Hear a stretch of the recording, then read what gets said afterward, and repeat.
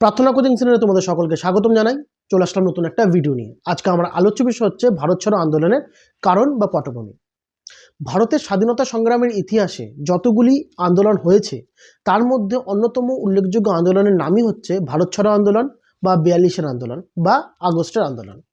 এই আন্দোলনে জাতি, ধর্ম, বর্ণ নির্বিশেষে সকলেই যোগদান করে, যার ফলে ব্রিটিশ সরকারের ভিত অত্যন্ত দুর্বল হয়ে যায়। এবার জানবো এই আন্দোলনের প্রধান কারণ।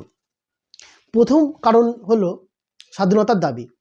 ব্রিটিশ শাসন দ্বিতীয় বিশ্বযুদ্ধ শুরু হলে ভারতীয়দের সম্মতি ছাড়াই ভারতীয়দেরকে এই আন্দোলনে জড়িয়ে দেয়, যার ফলে জাতীয় কংগ্রেস ব্রিটিশদের বিরুদ্ধে অত্যন্ত ক্ষুব্ধ হয়ে ওঠে এবং তারা সম্পূর্ণভাবে ঘোষণা করে যে এই যুদ্ধে কোনোভাবে ব্রিটিশদের সহযোগিতা করবে না।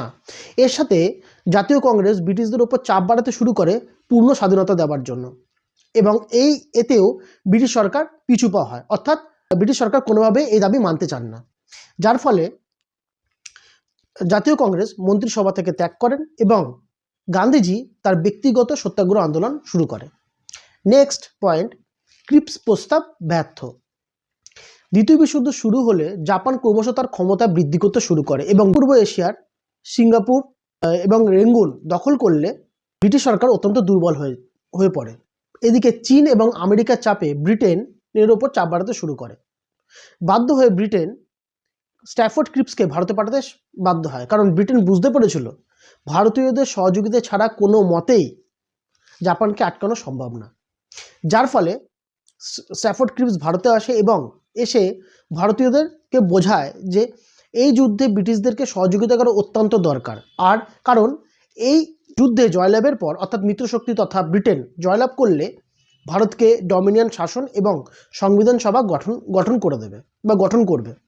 কিন্তু এই পাতা ফাঁদে, অর্থাৎ স্ট্যাফোর্ড ক্রিপসের এই প্রস্তাবে জাতীয় কংগ্রেস এবং মুসলিম লীগ কেউই অংশগ্রহণ করে না, যার ফলে স্ট্যাফোর্ড ক্রিপসের এই প্রস্তাব ব্যর্থ হয় এবং উভয় অর্থাৎ জাতীয় কংগ্রেস এবং মুসলিম লীগ একটি গণ আন্দোলনের অনুভব করে।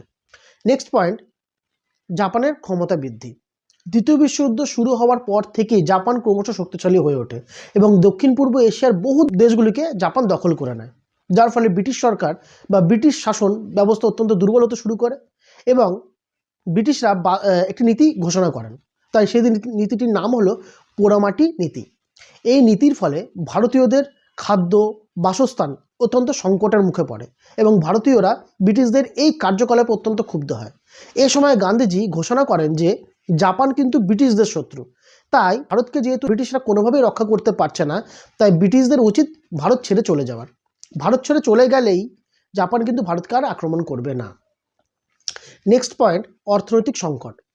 দ্বিতীয় বিশ্বযুদ্ধ শুরু হওয়ার পর থেকে ব্রিটিশদের জন্য ভারতীয়রা নানান সমস্যার সম্মুখীন হয়। এর অন্যতম কারণ ছিল অর্থনৈতিক সংকট, কারণ দ্বিতীয় বিশ্বযুদ্ধ শুরু হওয়ার পর থেকেই ভারতের খাদ্য, বাসস্থানের পাশাপাশি নিত্য সামগ্রীর জিনিসের দাম আকাশ ছোঁয়া হয়ে ওঠে, যার ফলে ভারতীয়রা কোনোভাবেই সেইগুলোকে নিজের আয়ত্তে আনতে পারছিল না এবং নানান সংকটের মুখে পড়ে। এর পাশাপাশি ব্রিটিশরা ভারতীয়দের ওপর অত্যন্ত শোষণ এর পাশাপাশি করের বোঝা অত্যন্ত বৃদ্ধি করে দিয়েছিল, যার ফলে ভারতীয়রা একদিক থেকে ব্রিটিশদের ওপর প্রচণ্ডভাবে ক্ষুব্ধ হয়ে ওঠে এবং এই অর্থনৈতিক সংকটের জন্য দ্বিতীয় বিশ্বযুদ্ধ এবং ব্রিটিশদের দায়ী করে। নেক্সট পয়েন্ট, গান্ধীজির মতামত বা গান্ধীজির ঘোষণা। এই সময় গান্ধীজি তার হরিজন পত্রিকায় বলেন যে যেহেতু ব্রিটিশরা কোনোভাবেই ভারতকে জাপানের হাত থেকে রক্ষা করতে পারছে না, তাই ব্রিটিশদের উচিত ভারত ছেড়ে চলে যাওয়ার। আর এই সময় অর্থাৎ 1942 সালের মুম্বাই শহরে গান্ধীজি ভারত ছাড়ো আন্দোলনের প্রস্তাব গৃহীত হয় এবং তাকেই এই আন্দোলনের দায়িত্বভার দেওয়া হয়। 1942 সালের 8ই আগস্ট এই আন্দোলনের সাথে সাথে তিনি পূর্ণ স্বাধীনতার দাবি জানান এবং এই সময় তিনি আরও বলেন ডু অর ডাই। আর এইভাবেই ভারত ছাড়ো আন্দোলনের সূচনা ঘটে। এই ছিল ভারত ছাড়ো আন্দোলনের কারণ বা পটভূমি। যদি ভিডিওটা ভালো লেগে থাকে এবং তোমার কাছে মূল্যবান বলে মনে হয়, তবেই তোমরা লাইক করো এবং সাবস্ক্রাইব করো চ্যানেলটাকে। আর তোমাদের মতামত কমেন্টে জানিও কেমন লাগলো ভিডিওটা। স্ক্রিনে দেওয়া রয়েছে আমার নাম্বার, যদি কেউ আমার কাছে অনলাইন বা অফলাইন পড়তে চাও তাহলে যোগাযোগ করতে পারো। দেখা হচ্ছে নতুন একটা ভিডিও নিয়ে। ভালো থেকো, ধন্যবাদ।